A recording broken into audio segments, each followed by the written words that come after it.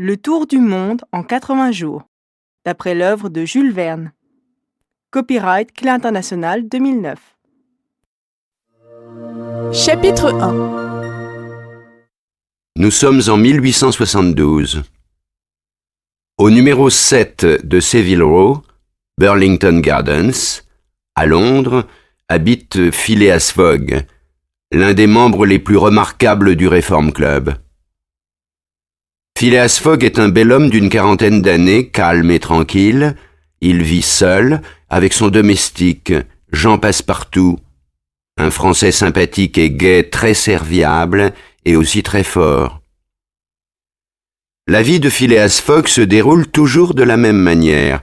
Tous les matins, à 11h30, il va au club, où il déjeune et dîne, et où il lit les journaux et joue au whist. Il ne rentre chez lui que pour se coucher, ce qu'il fait à minuit pile. Phileas Fogg est en effet un homme pour qui l'exactitude est fondamentale et qui ne perd pas son temps en gestes et paroles inutiles. Ce matin, comme d'habitude, Phileas Fogg quitte sa maison à 11h30 et arrive au Reform Club. Il se rend aussitôt dans la salle à manger où son couvert l'attend et il déjeune seul. À 12h47, il se lève et se dirige vers le grand salon où un domestique lui donne son journal. La lecture du Times occupe le gentleman jusqu'à 3h45. Il prend alors un autre journal qu'il lit jusqu'à l'heure du dîner.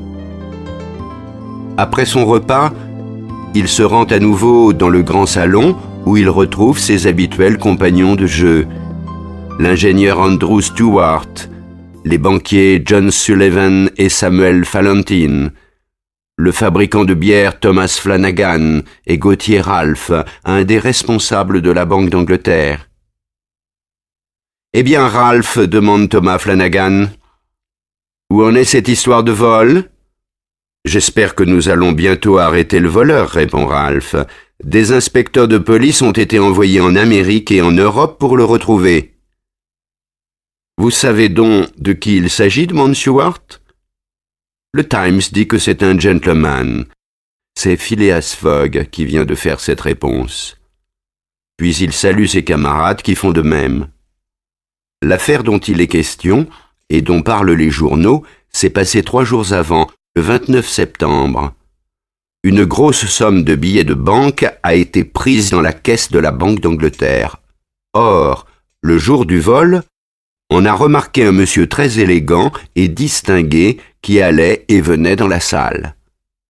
On a tout de suite fait le signalement de ce gentleman, qui a été aussitôt donné à tous les détectives chargés de l'enquête. Je suis sûr, dit Andrew Stuart, que le voleur pourra s'échapper, car s'il est intelligent, il ne restera pas en Angleterre. Où peut-il aller ? Je n'en sais rien, mais la terre est assez grande, répond Stuart. Elle l'était avant, dit tout bas Phileas Fogg. À vous de couper, monsieur. Et il présente les cartes à Thomas Flanagan.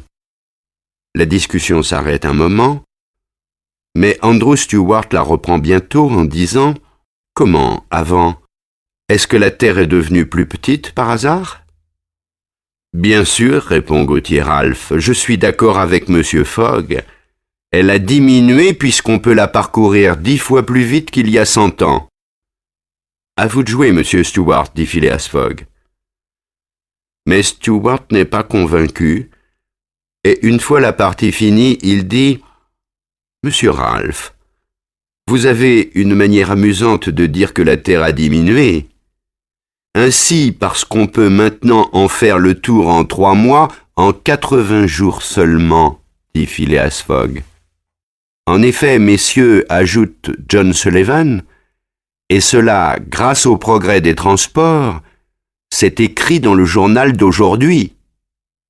Oui, 80 jours, dit Andrew Stuart, en faisant une erreur au jeu, sans compter le mauvais temps, les vents contraires, tout compris, ajoute Phileas Fogg en continuant de jouer.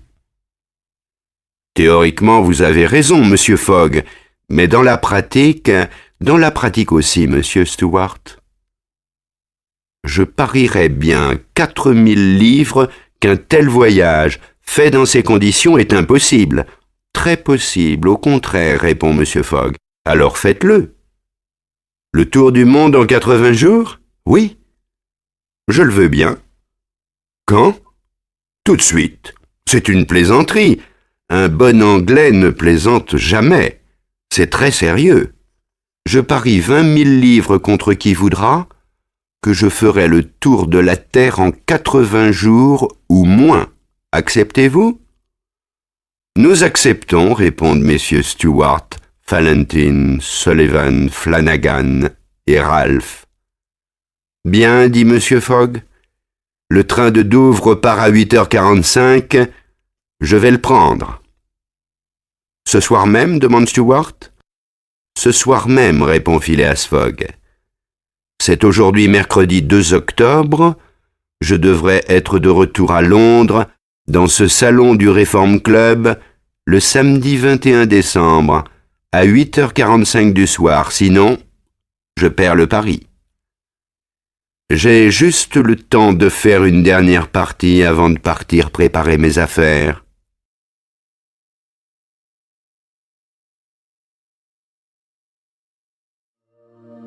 Chapitre 2. À 7h25, Phileas Fogg quitte le Reform Club. À 7h50, il ouvre la porte de sa maison et rentre chez lui. Passepartout est assez surpris de le voir apparaître si tôt. « Passepartout, nous partons dans 10 minutes pour Douvres et Calais. »« Monsieur part en voyage ?» demande Passepartout. « Oui, répond Phileas Fogg. Nous allons faire le tour du monde. » Passepartout reste un long moment la bouche ouverte, sans pouvoir prononcer un seul mot, puis il finit par dire « Le tour du monde ?» « En 80 jours, répond monsieur Fogg. Ainsi nous n'avons pas une minute à perdre. »« Et les bagages ? » ?»« Juste un sac, avec peu de choses. Nous achèterons en route ce dont nous aurons besoin. » Et Phileas Fogg va dans sa chambre. Passepartout va dans la sienne et s'assoit sur une chaise. Ça alors. En voilà une nouvelle. Monsieur qui ne voyage jamais et qui veut maintenant faire le tour du monde. Il reste un moment rêveur, puis se lève et fait rapidement les préparatifs de départ. À 8h, tout est prêt. Le maître et le domestique sortent de la maison, ferment la porte à clé et vont à la station de voiture qui se trouve près de Savile Row. Là, ils prennent un cab qui les laisse à 8h20 devant la grille de la gare Charing Cross. Le mercredi 9 octobre, on attend pour 11h du matin, à Suez, le paquebot Mongolia qui fait régulièrement le voyage de Brindisi à Bombay par le canal de Suez. En attendant l'arrivée du Mongolia, 2 hommes se promènent sur le quai. Le premier est le consul du Royaume-Uni, et l'autre est un homme petit et maigre à la figure assez intelligente. Ce dernier s'appelle Fix, et c'est un des détectives qui ont été envoyés dans les ports pour trouver le voleur de la Banque d'Angleterre. 2 jours avant, Fix a reçu le signalement du voleur. Il s'agit d'un gentleman très distingué. « Ce paquebot vient directement de Brindisi ?» demande Fix. « Oui, de Brindisi, qu'il a quitté samedi à 5h du soir. »« Et de Suez, il va directement à Bombay ?» demande Fix. « Directement. » « Eh bien, dit Fix, si le voleur a pris ce bateau, j'imagine qu'il va débarquer à Suez. »« Ça dépend, répond le consul. »« Bon, je vous laisse. Je dois retourner au bureau. » Fix attend encore un peu. Le paquebot arrive enfin. Les passagers sont nombreux à bord. Fix examine tous ceux qui descendent. C'est alors que l'un d'eux s'approche et lui demande poliment où se trouvent les bureaux du consul anglais. Le passager tient à la main un passeport. Fix, instinctivement, prend le passeport et jette un rapide coup d'œil. La feuille tremble dans ses mains. Le signalement écrit sur le passeport est identique à celui qu'il a reçu sur le voleur. « Ce passeport n'est pas à vous, dit-il au passager. « Non, c'est celui de mon maître. »« Et votre maître ? Il est resté à bord. » Mais il faut qu'il se présente en personne au bureau du consulat. Bon, répond le passager, je vais le lui dire. Et il retourne à bord du bateau. Pendant ce temps, Fix se rend rapidement au bureau du consul et lui raconte ce qui s'est passé. Puis il lui demande de ne pas donner le visa à l'homme pour le retenir à Suez, le temps qu'il reçoive un mandat d'arrêt. Si son passeport est régulier, je ne peux pas refuser son visa. Le consul n'a pas le temps de finir sa phrase. On frappe à la porte du bureau et on fait entrer 2 personnes, dont l'une est le domestique qui a parlé avec Fix. Il s'agit de Passepartout et de son maître, Phileas Fogg. Le consul prend le passeport, l'examine et met le cachet. Phileas Fogg salue froidement et sort, suivi de son domestique. « Eh bien ?» demande Fix. « Eh bien » répond le consul, « il a l'air d'un honnête homme. »« Possible, mais pas certain » répond Fix. « Son domestique est français et il a l'air plus ouvert que son maître. Je vais voir si je peux le faire parler. » Cela dit, il sort et se met à la recherche de Passepartout. En quittant le bureau du consul, M. Fogg a donné des ordres à Passepartout, puis il est retourné sur le bateau pendant que Passepartout partait faire quelques achats. Fix retrouve bientôt Passepartout. « Eh bien, mon ami, lui dit-il, vous avez pu avoir votre visa ?»« Ah, c'est vous, monsieur, répond le Français. « Oui, nous sommes en règle. »« Vous visitez un peu Suez ?»« Non. Je vais faire des achats pour mon maître, car nous avons quitté Londres si rapidement que nous n'avons pas eu le temps de faire nos bagages. »« Je vais vous montrer où vous pouvez acheter, lui dit Fix. »« Et où va votre maître ?»« Il fait le tour du monde. »« Le tour du monde ?» s'écrie Fix. « Oui, en 80 jours. C'est un pari qu'il a fait avec des amis. »« Il est donc riche ?»« Je crois. Il emporte avec lui une bonne quantité de billets de banque tout neufs. » On imagine facilement l'effet que cette réponse fait sur Fix. Comme ils arrivent à une boutique, Fix quitte Passepartout et va préparer ses bagages. Il va demander à Londres de lui envoyer un mandat d'arrêt à Bombay et s'embarquer sur le Mongolia. Un quart d'heure plus tard, il est à bord du steamer qui commence à naviguer sur la mer Rouge. Chapitre 3. Pendant la traversée qui se déroule sans incident, M. Fogg a trouvé des compagnons de jeu avec lesquels il joue des heures entières. Quant à Passepartout, il a revu Fix avec qui il bavarde de temps en temps. Le dimanche 20 octobre, vers midi, on voit enfin la côte indienne. 2 heures plus tard, le paquebot accoste les quais de Bombay. À 4h30 de l'après-midi, les passagers débarquent. Le train pour Calcutta part à 8h pile. Phileas Fogg et Passepartout se rendent au bureau des passeports, puis vont tranquillement à la gare. Le détective Fix, quant à lui, court chez le directeur de la police de Bombay pour savoir si on a reçu un mandat d'arrêt de Londres. On n'a rien reçu. Fix est très déçu. Il décide de rester quelques jours à Bombay et d'attendre. À 8h moins 5, Phileas Fogg prend place avec Passepartout dans un wagon du train. À 8h précises, le train part. Dans le wagon de Phileas Fogg, il y a un 3e voyageur, c'est Sir Francis Cromarty, qui était l'un des compagnons de jeu de Phileas Fogg pendant la traversée de Suez à Bombay. Pendant la nuit, le train franchit les Ghâtes, passe à Nassik et le lendemain, 21 octobre, il traverse le territoire du Khandesh. À 12h30, il s'arrête à la gare de Burhanpur. Les voyageurs déjeunent rapidement et repartent pour la gare d'Assurghur. Vers le soir, on s'engage dans les défilés des montagnes du Soudpur. Le lendemain 22 octobre, à 8h du matin, le train s'arrête tout à coup dans un village. Le conducteur passe devant les wagons en criant « Les voyageurs descendent ici ». Phileas Fogg regarde Sir Francis Cromarty, qui ne semble pas comprendre pourquoi on s'arrête. Passepartout descend du train pour voir ce qui se passe et revient bientôt en s'écriant « Monsieur, plus de chemin de fer !»« Que voulez-vous dire ?» demande Sir Francis Cromarty. « Je veux dire que les voies ne sont pas finies et que le train ne peut plus avancer. » Sir Francis Cromarty descend aussitôt du train, suivi de Phileas Fogg. « Vous donnez des billets de Bombay à Calcutta alors que vous savez qu'il y a un endroit où on ne peut pas continuer ?» dit Sir Cromarty furieux au conducteur. « Bien sûr, répond le conducteur, mais normalement tous les voyageurs le savent.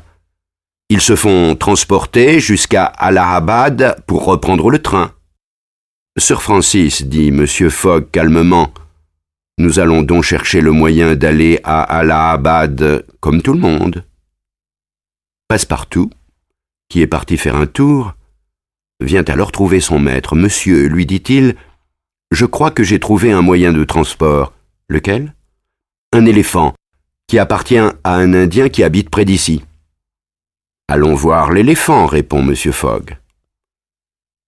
5 minutes plus tard, les 3 hommes se trouvent dans la maison du propriétaire de l'éléphant.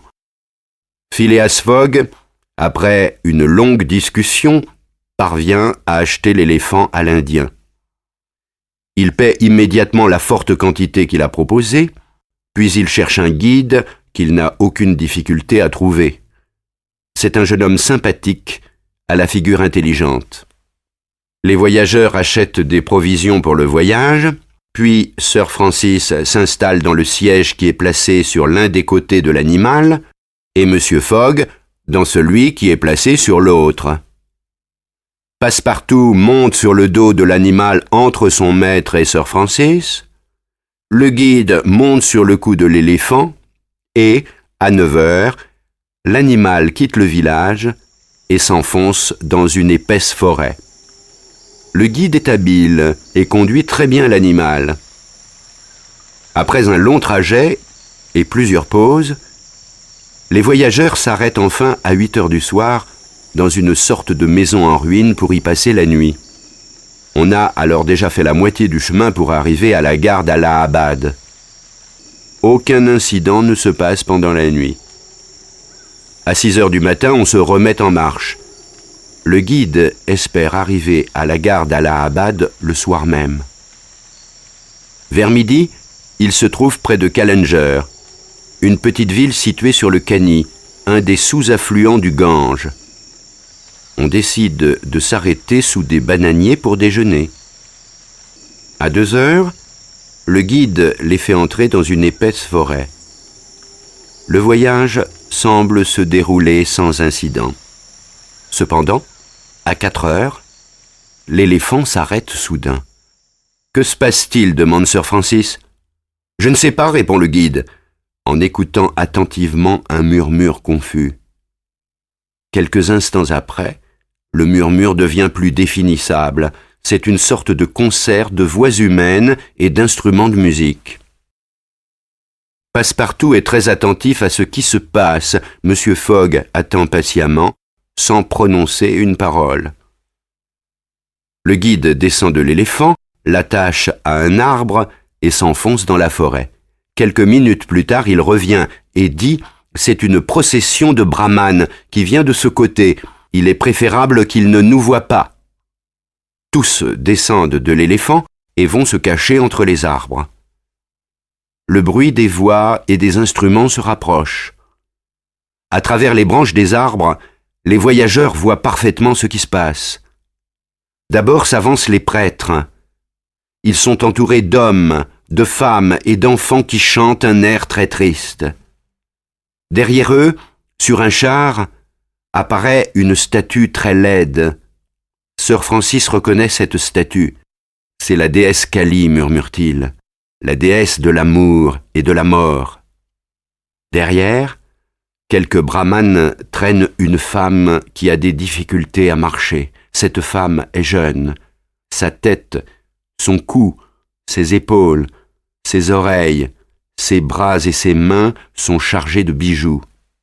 Derrière cette femme, des gardes armés portent un cadavre sur un palanquin.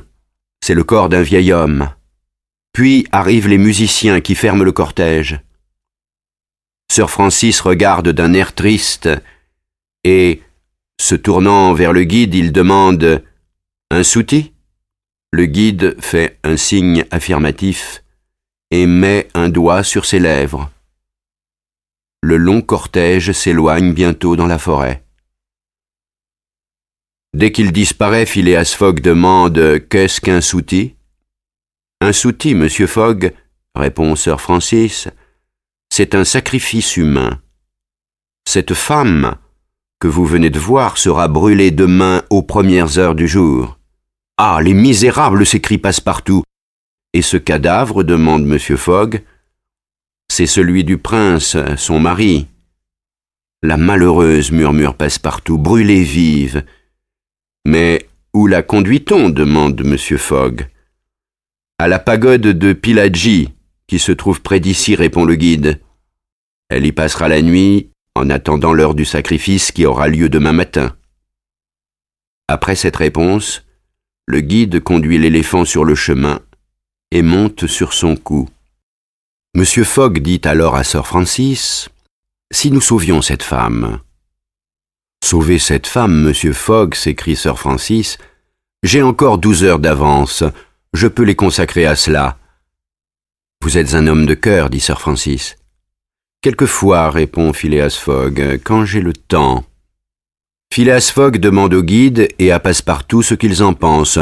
Tous deux sont d'accord et acceptent de sauver la jeune femme.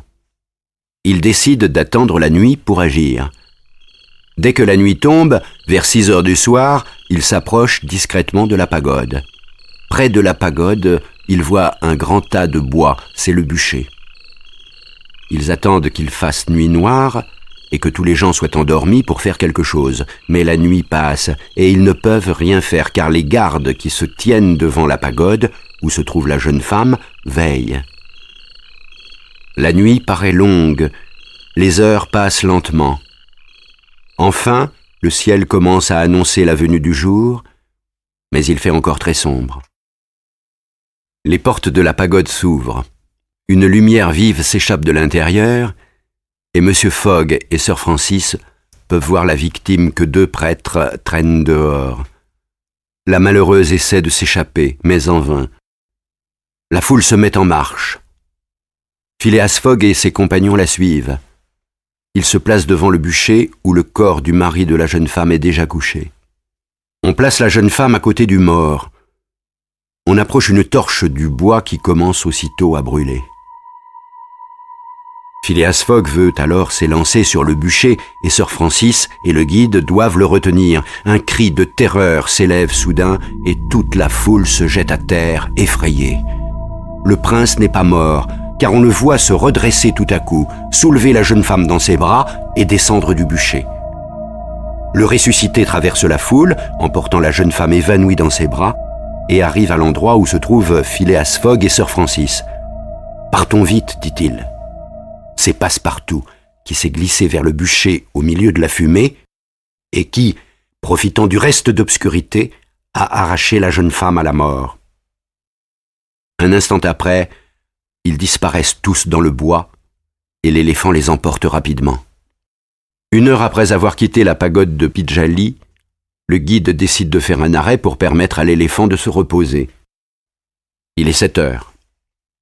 La jeune femme est toujours inanimée.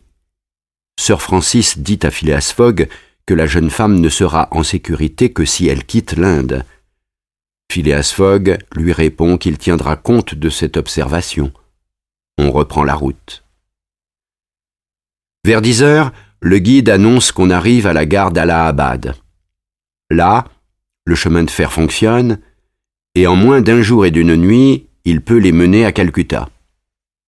Phileas Fogg doit donc arriver à temps pour prendre un paquebot qui ne part que le lendemain, 25 octobre, pour Hong Kong.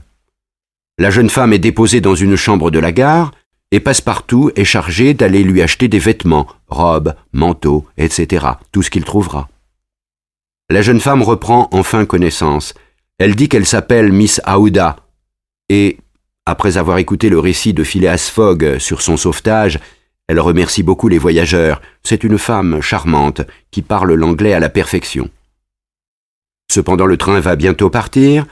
Phileas Fogg va trouver le guide et lui paie ce qu'il lui doit. Et pour le remercier de son courage et de sa sympathie, il lui fait cadeau de l'éléphant. Quelques minutes plus tard, Phileas Fogg, Miss Aouda, Sir Francis et Passepartout, installés dans un wagon confortable, partent pour Calcutta. Pendant le trajet, M. Fogg et Sir Francis bavardent avec Miss Aouda. Phileas Fogg lui offre très froidement d'ailleurs de la conduire à Hong Kong, où elle pourra rester jusqu'à ce que cette affaire se soit calmée. Miss Aouda accepte avec reconnaissance. D'autre part, elle a de la famille à Hong Kong, et elle pense pouvoir habiter chez eux. À 12h30, le train s'arrête à Bénarès. C'est là que doit descendre Sir Francis. Il fait donc ses adieux à ses compagnons de voyage et quitte le train. À partir de Bénarès, le train suit en partie la vallée du Gange.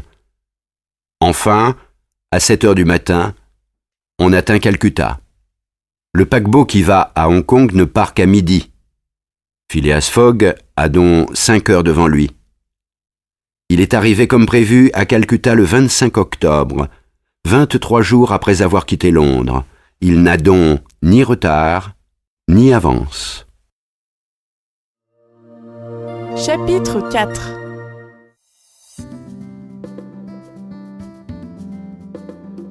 Le train s'est arrêté en gare. Passepartout, M. Fogg et Miss Aouda descendent sur le quai. Phileas Fogg se rend directement au paquebot de Hong Kong pour y installer confortablement Miss Aouda. Le bateau qui s'appelle le Rangoon est aussi rapide que le Mongolia, mais moins confortable. Pendant la traversée, Miss Aouda fait un peu plus connaissance avec Phileas Fogg. Ce dernier l'écoute toujours avec beaucoup d'attention, mais sans montrer la plus légère émotion. Au début, Miss Aouda est un peu surprise devant les réactions de son sauveur, mais Passepartout lui parle de l'excentrique personnalité de son maître et elle commence à mieux le comprendre. Elle sait aussi le pari qu'il a fait avec ses amis et souhaite de tout son cœur qu'il le gagne. La première partie de la traversée du Rangoon se déroule dans des conditions excellentes. Mais qu'est devenu l'inspecteur Fix ? Il a changé d'avis. Et sans le mandat d'arrêt, il a pris le train suivant qui menait à Calcutta, où il est arrivé avant Phileas Fogg, qui a été retardé par le sauvetage de Miss Aouda. Il a surveillé les arrivées en gare, et quand il a vu Phileas Fogg, il l'a suivi, et s'est embarqué discrètement sur le Rangoon, après avoir laissé des instructions pour que le mandat d'arrêt soit envoyé à Hong Kong. Il en est certain. C'est à Hong Kong que Phileas Fogg sera arrêté. Depuis qu'il a revu le gentleman, une chose le trouble un peu, c'est la présence de Miss Aouda. Qui est cette femme ? Comme il veut en savoir plus, il décide de se faire reconnaître par Passepartout pour l'interroger. On est le 31 octobre. Passepartout se promène à l'avant du bateau, quand l'inspecteur se précipite vers lui et s'écrie « Vous, sur le Rangoon !»« Monsieur Fix, répond Passepartout surpris.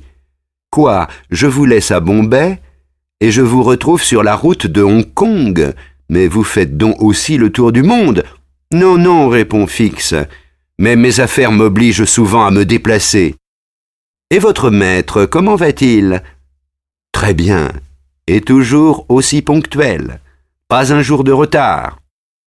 Ah, monsieur Fix, vous ne savez pas cela, mais nous avons aussi une jeune femme avec nous. Une jeune femme, répond l'inspecteur en prenant un air étonné. Et Passepartout lui raconte leur aventure. Monsieur Fogg va donc emmener cette jeune personne en Europe ? Non. Nous allons simplement la laisser dans sa famille à Hong Kong. À partir de ce jour, Passepartout et l'inspecteur passent de longs moments ensemble sur le bateau. Fix ne voit que de temps en temps M. Phileas Fogg, qui reste souvent dans le grand salon du Rangoon, où il bavarde avec Miss Aouda. Parfois, pour ne pas perdre ses habitudes. Il joue aussi au whist avec des voyageurs. Le temps, qui jusque-là est assez beau, change soudain le 1er novembre. La mer devient mauvaise. Le bateau doit donc ralentir sa marche. Phileas Fogg assiste au spectacle de la tempête avec son impassibilité habituelle. Mais Passepartout est furieux. Il a peur que ce changement climatique fasse perdre du temps à son maître. Le 4 novembre, le temps est meilleur. Le Rangoon reprend sa vitesse normale.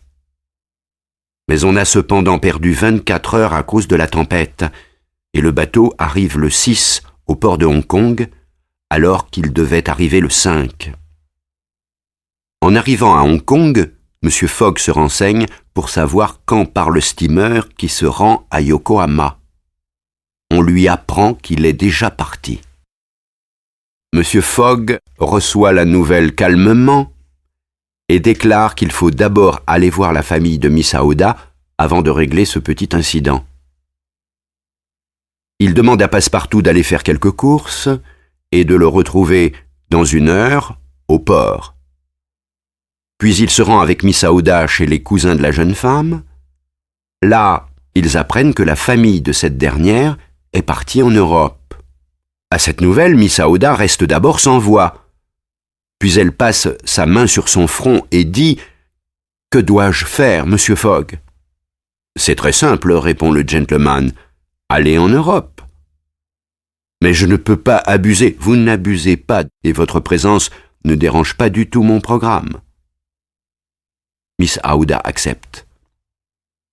Il faut maintenant régler le problème du moyen de transport pour Yokohama. Phileas Fogg, donnant son bras à Miss Aouda, retourne au port où il retrouve Passepartout qui est en compagnie de Fix. Là, il se renseigne un peu partout pour trouver un bateau. Au bout d'1 heure, il n'a pas encore trouvé de solution. Un marin s'approche alors de lui et demande « Monsieur cherche un bateau ? J'ai une goélette qui marche bien. Si vous voulez l'utiliser ?» « En effet, je cherche un bateau, répond Phileas Fogg. J'ai manqué le départ du Carnatic qui se rend à Yokohama. Pouvez-vous m'y conduire ? » « Monsieur veut rire ? Absolument pas, répond Monsieur Fogg. Je vous offre 100 livres par jour et une prime de 200 livres si j'arrive à temps. C'est sérieux ? Demande le marin. Très sérieux, répond Monsieur Fogg. Le marin s'éloigne un peu et se met à regarder la mer tout en réfléchissant. Puis, il s'approche à nouveau de Monsieur Fogg. « Eh bien, demande celui-ci. »« Eh bien, c'est d'accord, répond le marin. Mais je vous conduis seulement à Shanghai.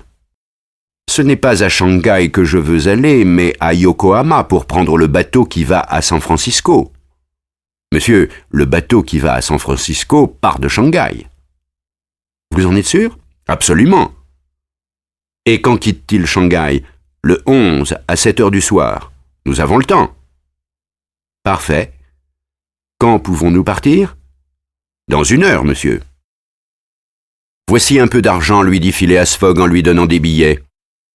Puis, se tournant vers Fix, « Si vous voulez profiter... » « Merci, monsieur, lui répond l'inspecteur. J'accepte avec plaisir. Je devais rester ici, mais je viens d'apprendre qu'il faut que je me rende à San Francisco. C'est pourquoi je suis revenu au port. » Il est facile de comprendre que Fix n'a pas reçu de mandat et qu'il ne veut pas perdre de vue Monsieur Fogg. À 3h10, tous sont dans la goélette nommée la Tankadère et se dirigent vers Shanghai. Pendant cette journée, la Tankadère se comporte parfaitement. La nuit vient. Le lendemain, au lever du jour, la goélette a fait plus de 100 milles. Vers midi, Phileas Fogg, Miss Aouda et Passepartout mangent avec appétit. Fix est invité à partager leur repas et doit accepter. Le repas terminé, il dit discrètement à M. Fogg « Monsieur, vous avez été très aimable en m'offrant de voyager à bord de la Tankadère, mais je tiens à payer ma part. »« Ne parlons pas de cela, monsieur, dit M. Fogg. Fix s'incline, furieux. Il ne veut rien devoir à cet homme. Cependant, on avance rapidement. Le capitaine dit à M. Fogg qu'on va arriver en temps voulu à Shanghai.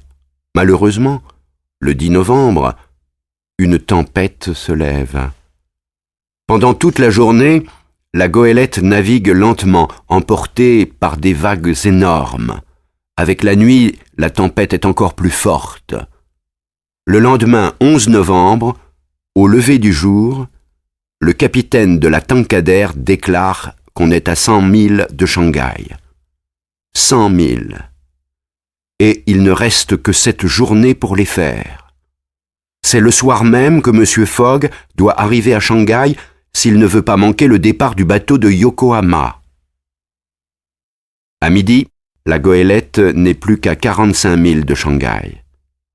On est inquiet à bord. À 7 heures, on est encore à 3 milles de Shanghai. Tout semble perdu. Mais, à ce moment, on voit au loin un paquebot. C'est le paquebot pour San Francisco. Faites des signaux, dit M. Fogg au capitaine, et mettez le drapeau en berne. Le capitaine s'exécute aussitôt. Le 13 novembre, le Carnatic entre dans le port de Yokohama. À son bord se trouvent Phileas Fogg et ses amis, ainsi que Fix.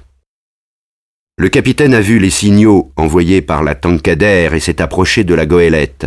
C'est ainsi que nos amis ont pu poursuivre leur route jusqu'à Yokohama. Le paquebot qui fait la traversée de Yokohama à San Francisco se nomme le General Grant et doit partir le 14.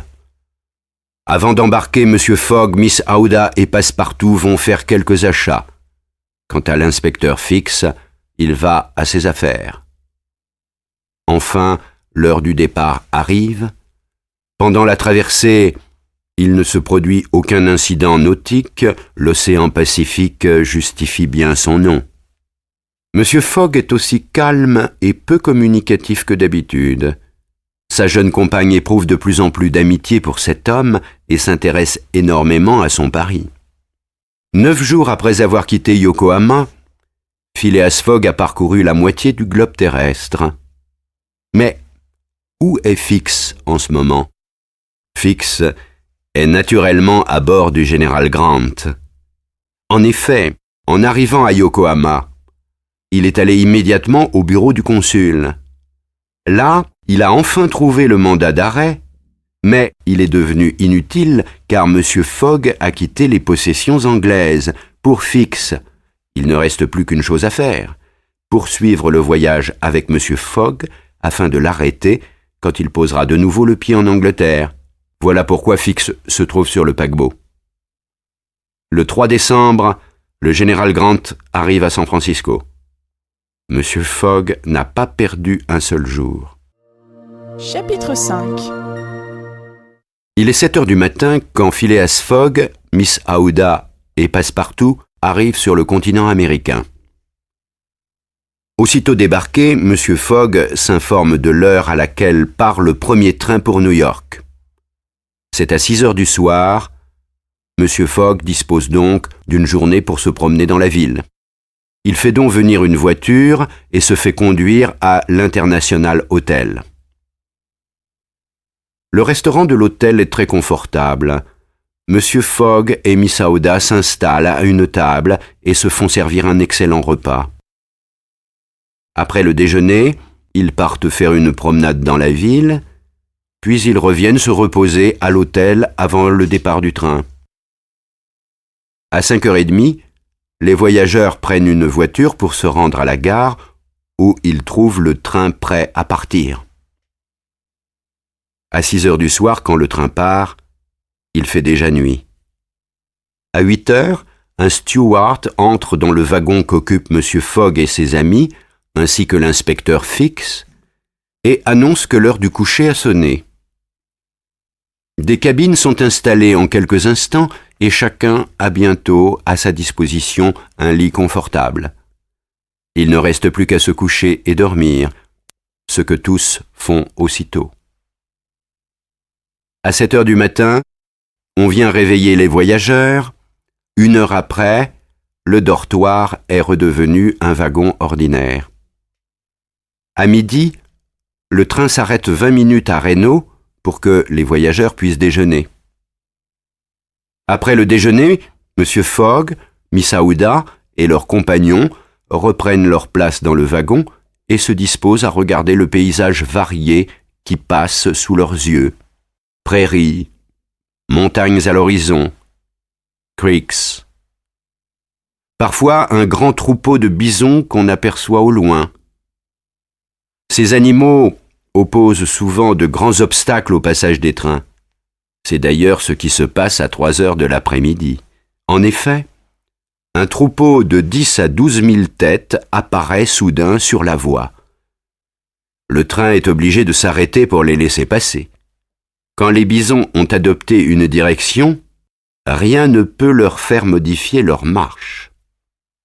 La plupart des voyageurs observent, par les vitres du train, ce curieux spectacle. Quant à Phileas Fogg, il attend patiemment que les animaux finissent de passer. Passepartout, lui, est vraiment furieux. « Quel pays !» s'écrie-t-il. « De simples bœufs qui arrêtent des trains.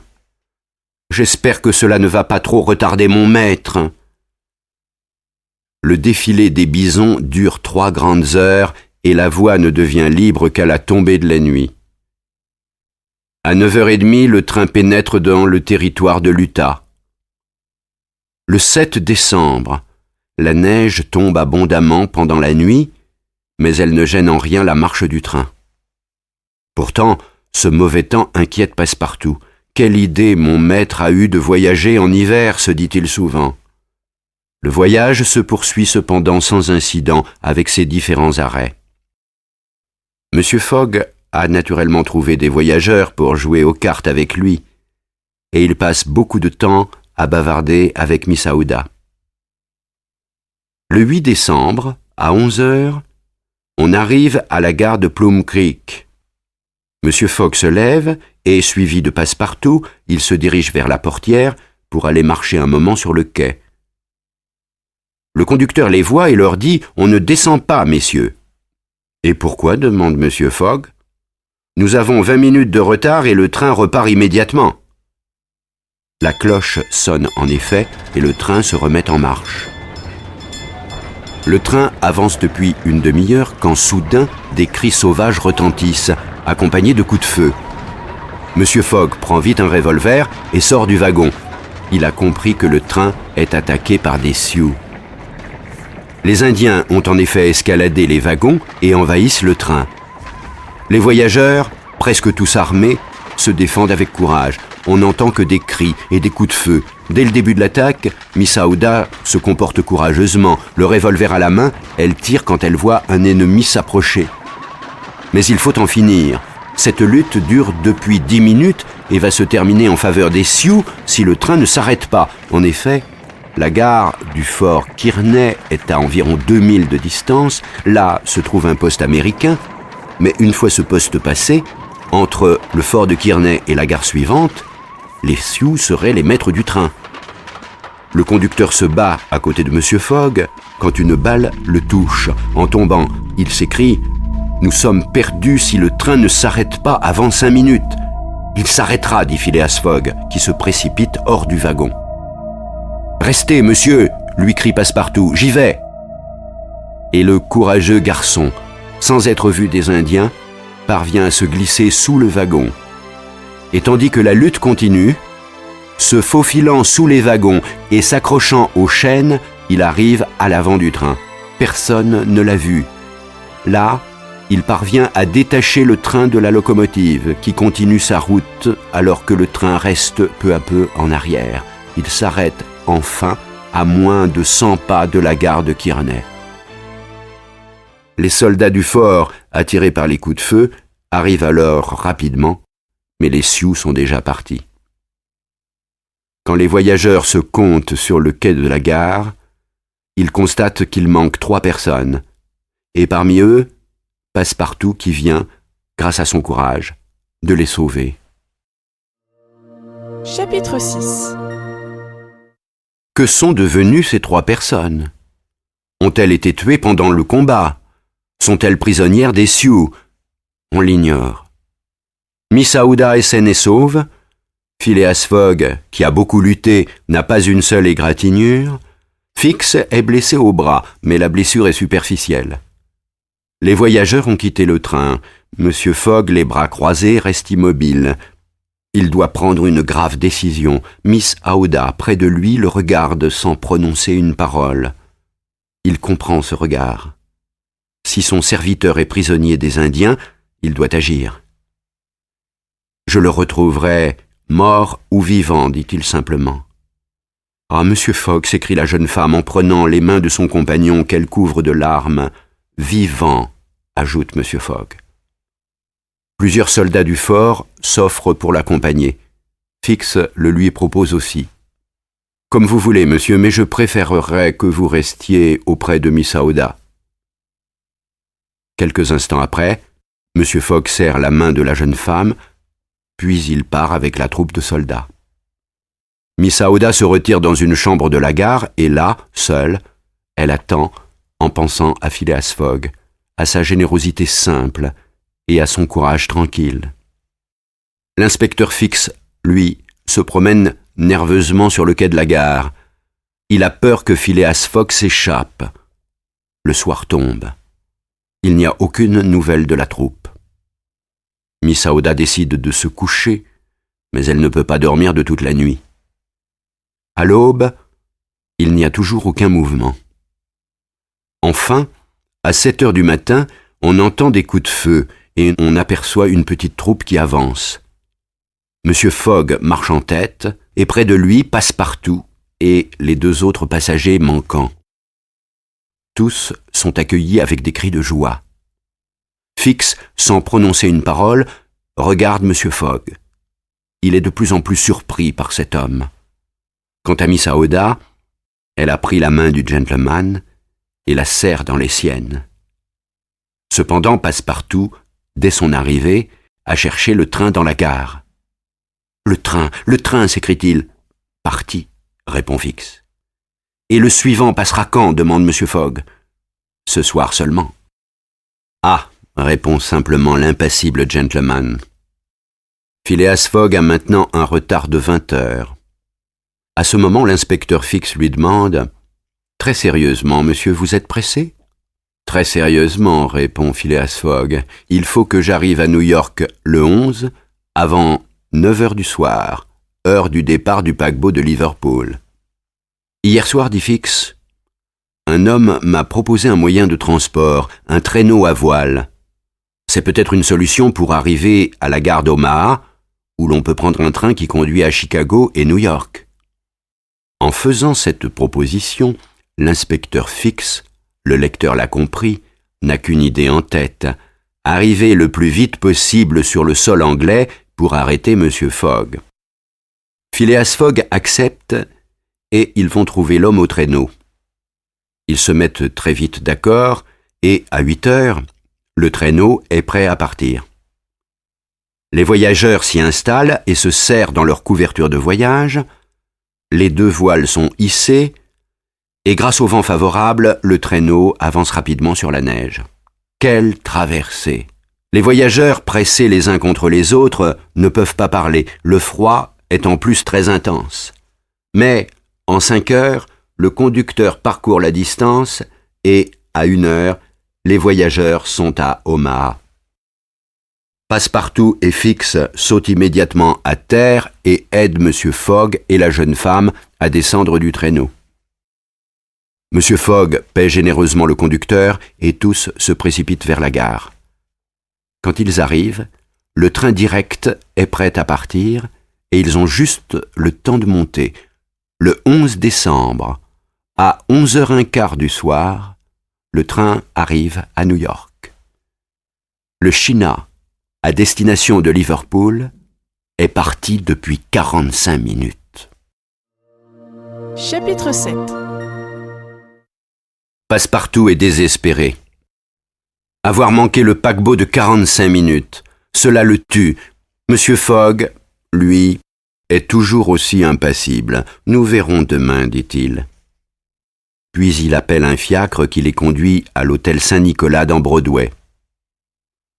Le lendemain, 12 décembre, à 7 heures du matin, M. Fogg quitte l'hôtel seul, après avoir demandé à son domestique de l'attendre et de prévenir Miss Aouda de se tenir prête à partir.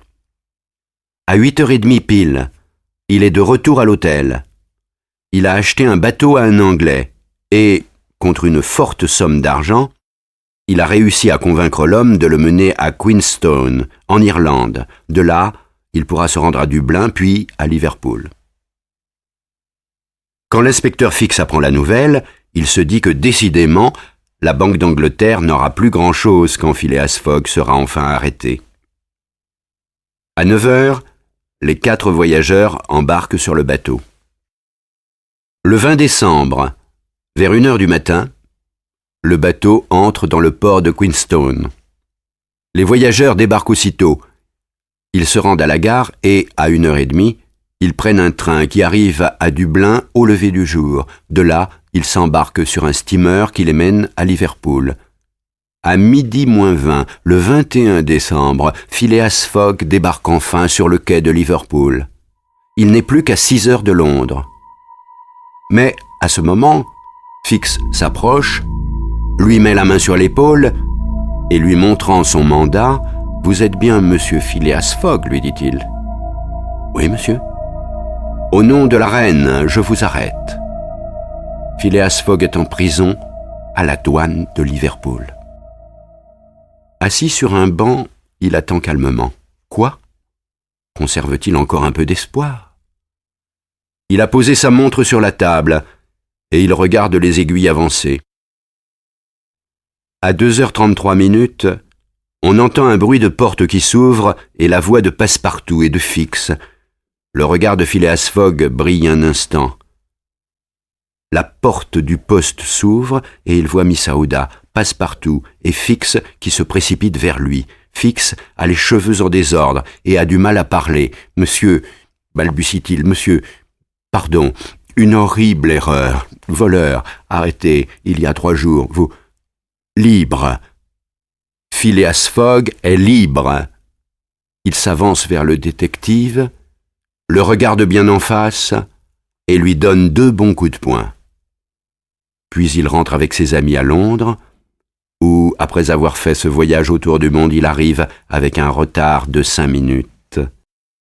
Il a perdu son pari. Chapitre 8. Le lendemain, Phileas Fogg fait venir Passepartout et lui demande de s'occuper de Miss Aouda pour qu'elle ne manque de rien chez lui, et il reste enfermé dans sa chambre. Vers 7h30 du soir, il fait demander à Miss Aouda si elle peut le recevoir. Quelques instants après, il est seul avec elle. Il reste sans parler pendant 5 minutes. Puis il lève les yeux sur elle. « Madame, dit-il, me pardonnez-vous de vous avoir emmené en Angleterre ? » « Mais, monsieur Fogg, permettez-moi de finir, reprend monsieur Fogg.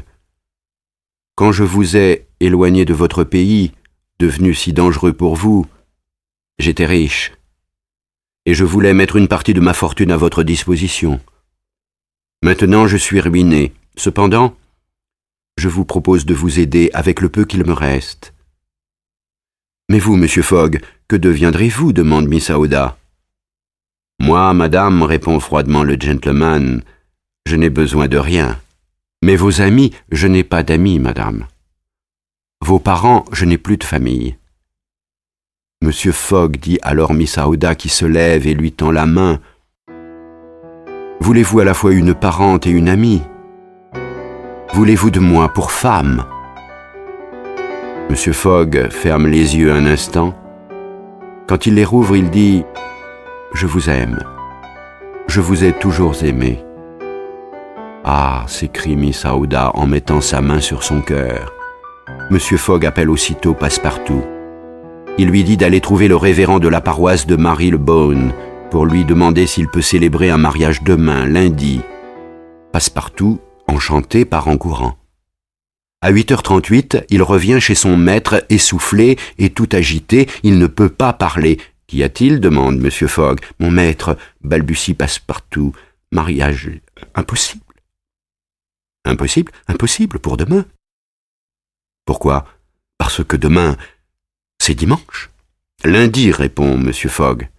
Non. Aujourd'hui, samedi. Samedi, impossible. Si, s'écrie Passepartout. Vous vous êtes trompé d'un jour. Nous sommes arrivés 24 heures en avance, mais il ne reste plus que 10 minutes. Passepartout saisit son maître et l'entraîne de force. Phileas Fogg, sans avoir le temps de réfléchir, quitte sa maison et arrive à 8h45 précise dans le salon du Reform Club. « Me voici, messieurs, dit-il à ses compagnons de jeu. Il a gagné son pari. Il a fait ce tour du monde en 80 jours. Et maintenant, voyons comment cet homme si exact a pu commettre cette erreur de jour. C'est très simple. Phileas Fogg a, sans s'en douter, gagné un jour sur son itinéraire, et cela parce qu'il a fait le tour du monde en allant vers l'Est. En effet, en marchant vers l'Est, il allait au-devant du soleil, et par conséquent, les jours diminuaient pour lui de 4 minutes à chaque fois qu'il franchissait 1 degré dans cette direction. Or, on compte 360 degrés sur la surface de la Terre, et ces 360 degrés multipliés par 4 minutes donnent précisément 24 heures. Ainsi, Phileas Fogg a gagné son pari, et naturellement, 20 000 livres. Mais après, qu'a-t-il gagné en faisant ce tour du monde? Qu'a-t-il rapporté de ce voyage? Rien, dira-t-on? Rien, d'accord. Si ce n'est une charmante femme qui le rendra le plus heureux des hommes. En vérité, ne ferait-on pas pour moins que cela le tour du monde ?